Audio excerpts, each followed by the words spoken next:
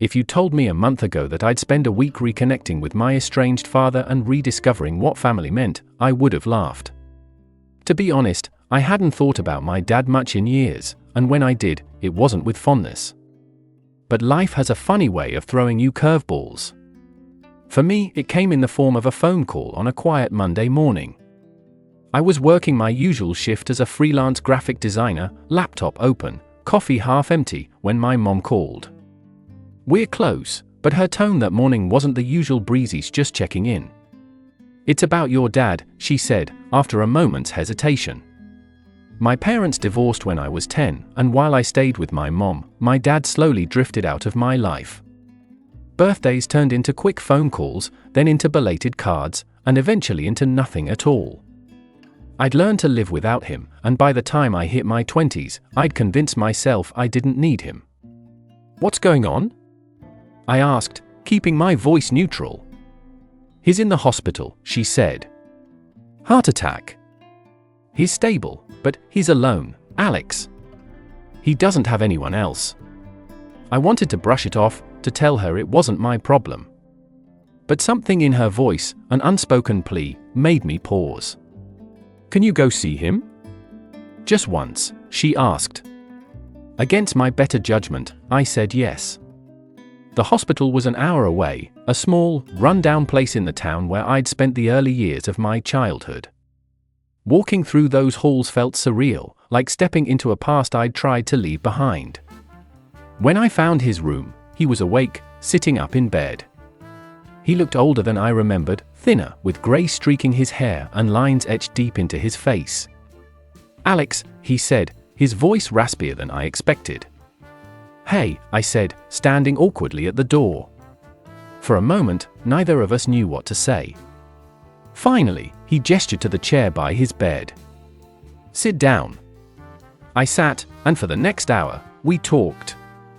Or rather, he talked. He told me about his life over the past decade, the failed relationships, the jobs he'd bounced between, the regrets he carried. I didn't say much, but I listened. The next day, I went back. And the day after that.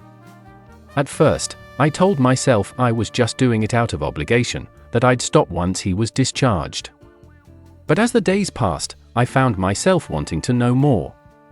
I asked questions, piecing together the story of a man I'd barely known. He told me about his own childhood, how his father had been distant and cold. He talked about his marriage to my mom, admitting the ways he'd failed her, and me. "I thought walking away would make it easier," he said one evening, staring out the window. But it just made everything worse. His honesty caught me off guard. For years, I'd painted him as the villain, the one who didn't care. But sitting there, hearing his side, I realized it wasn't that simple. By the time he was discharged, I decided to stay a little longer. He needed help around the house, and despite everything, I wanted to be there. The week that followed was one of the most unexpected of my life. We fell into a routine, me cooking meals, him telling stories, both of us slowly letting down walls that had been up for years. One evening, as we sorted through old photo albums, I found a picture of us from my 7th birthday. We were at the park, me grinning with a popsicle in hand, him kneeling beside me with the same smile. "I remember that day," he said, looking over my shoulder. "You wanted a kite, but it got stuck in a tree. We spent an hour trying to get it down." I'd forgotten that moment, but hearing him describe it brought it back vividly. It was the first time in years I'd felt a connection to the dad I used to know. By the end of the week, I knew things wouldn't be perfect. Years of distance and hurt couldn't be erased in a matter of days. But for the first time, I felt hope that we could build something new. When I left his house that Sunday, he hugged me tightly. "Thank you, Alex," he said, "for giving me another chance." I nodded, unable to speak past the lump in my throat. It's been a few months since that week, and while my dad and I are still figuring things out, I'm glad I made the choice to go. Reconnecting with him wasn't just about mending our relationship, it was about rediscovering a part of myself I'd buried long ago. Life doesn't always give you second chances, but when it does, you have to take them. Sometimes, they lead to exactly where you need to be. Second story. It started as an ordinary Wednesday evening. I was sitting on my couch, lazily scrolling through social media, trying to decompress after a long day at work. My phone buzzed on the table, and the screen lit up with an unknown number. Usually, I'd let such calls go to voicemail, but for some reason, I picked up. "Hello?" I said cautiously. There was a brief pause, and then a man's voice came through. "Hi, is this Matt?" "No, I think you have the wrong number," I replied. "Wait," the man said quickly. "Are you sure?" "I'm looking for Matt Peterson." "This is his number, right?" The name rang a bell. Matt Peterson. I hadn't heard that name in over a decade. Back in high school, Matt had been my best friend. We were inseparable, partners in every dumb adventure, every teenage rebellion. But life happened, and we drifted apart after graduation. The last I'd heard, he'd moved out of state. "Sorry," I said, shaking off the nostalgia. "I don't know him anymore.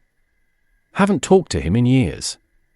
The caller apologized and hung up, but the interaction left me unsettled.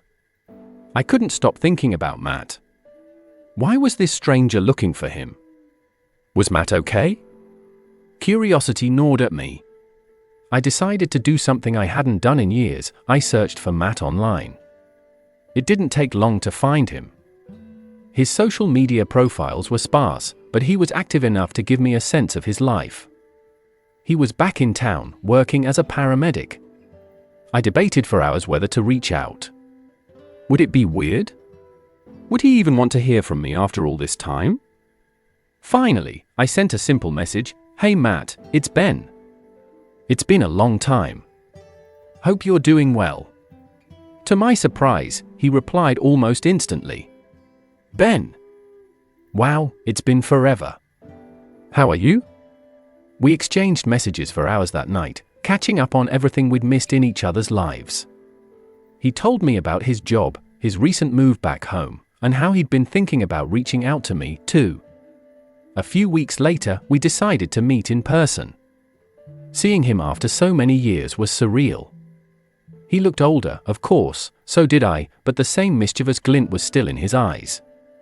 We fell into conversation easily, as if no time had passed.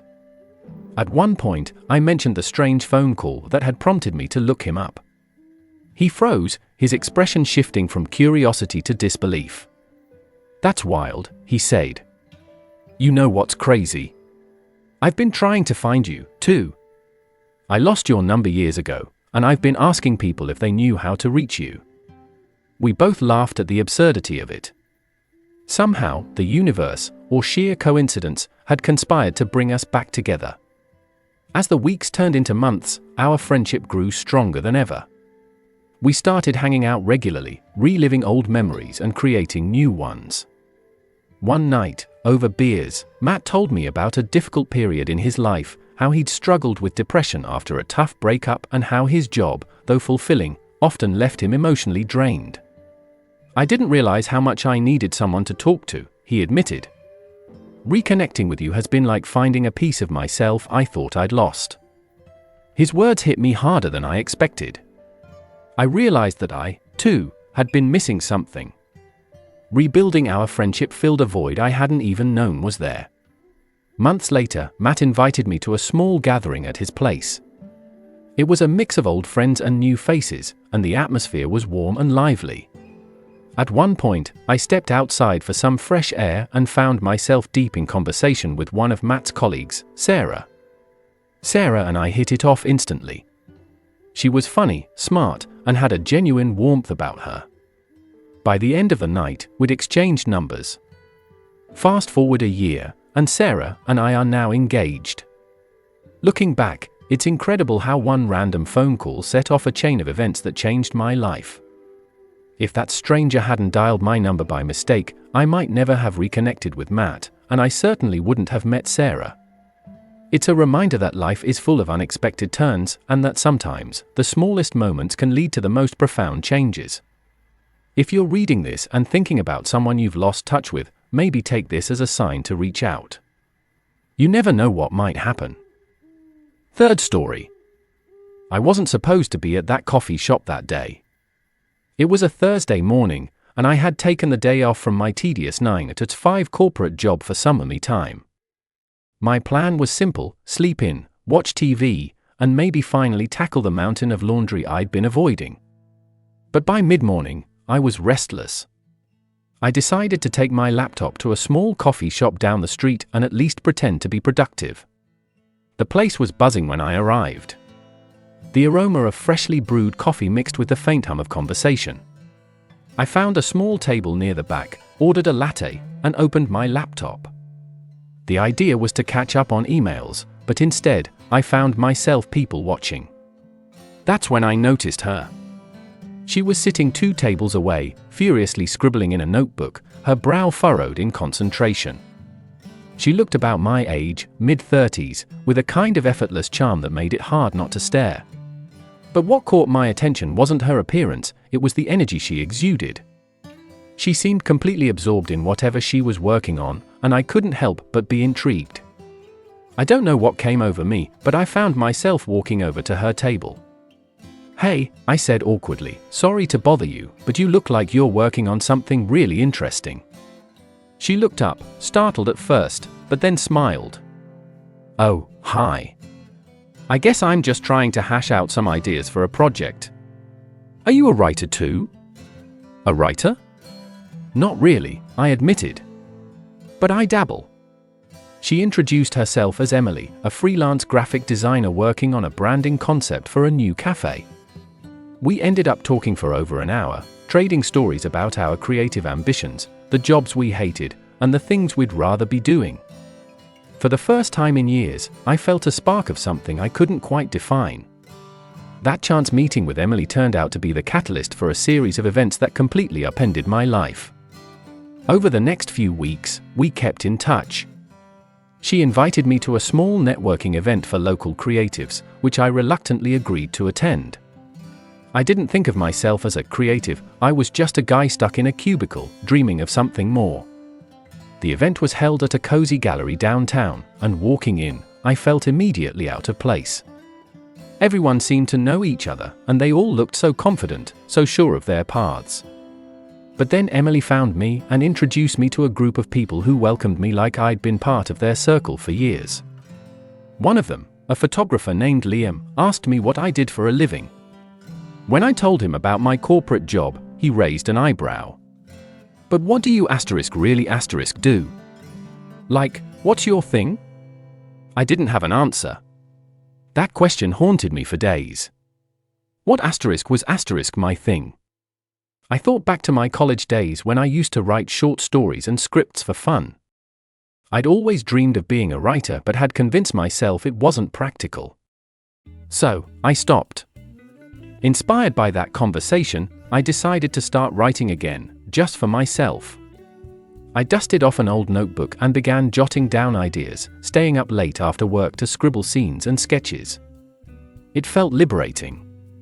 One night, I showed some of my work to Emily, half expecting her to politely skim it and hand it back. Instead, she devoured it, her eyes lighting up. "Ben, this is good. Like, really good. Why aren't you doing this full time?" I laughed it off, but her words planted a seed. Fast forward 6 months, and my life was unrecognizable. I'd quit my job, a terrifying leap of faith, and started freelancing as a copywriter and scriptwriter. The transition wasn't easy, and there were moments of doubt, but I'd never felt more alive. Emily became both a close friend and an invaluable collaborator, connecting me with clients and pushing me to take risks.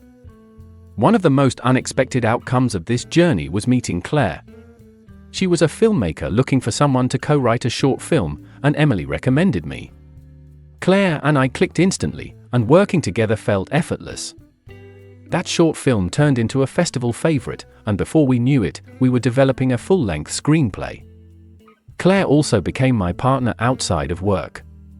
It's funny how life works. One random coffee shop encounter led me not only to a new career, but also to someone who understood and supported me in ways I didn't know I needed.